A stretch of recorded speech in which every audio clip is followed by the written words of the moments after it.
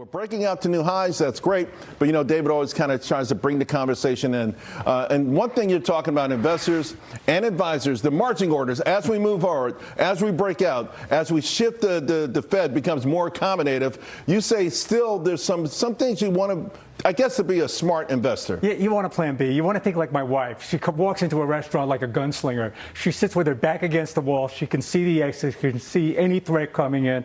You have to think the same way, because to extrapolate forward exactly what's happened for the last 3 months and expect a linear move higher in all these names, some of them will do that, but you need a plan B. Here's the question, right? Quality. I keep quality. What is quality to you?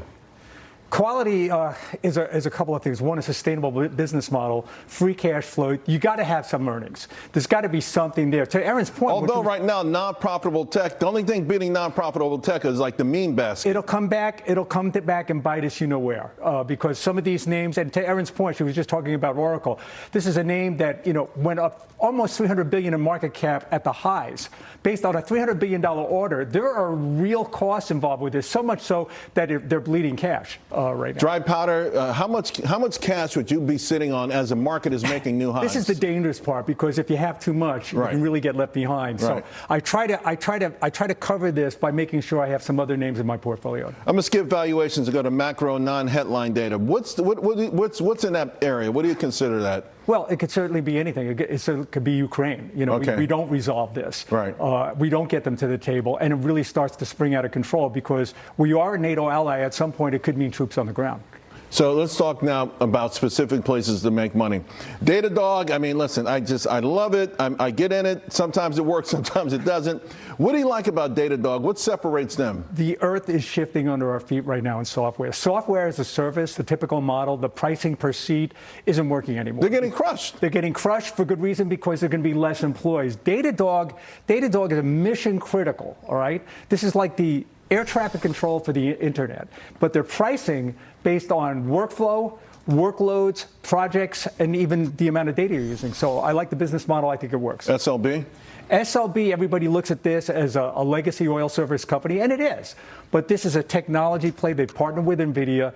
Their digital services unit will almost double in size. It's 11% of the revenue right now, will be 25%, and that AI goes to increasing well production. So I think it's going to work. So maybe AI picks up where the fracking miracle is starting to fade off. It'll be, but it's going to be natural gas, and natural gas is going to be a major component of any kind of AI build-out. MCOR, we had someone last week with MCOR. MCOR has been around for a long time. It's a well-known company, but this is obviously a play on AI as well, right? The build-out of these data centers. But not just AI. I mean, and what I like about it, this is an asset-light model, because they don't have to extend their balance sheet. They're running the projects. They're an engineering and construction company, and it trades at a pretty reasonable multiple. So it's a way to play AI without buying a chip. I'm going to go back to this chart that I had shared with Aaron at the beginning.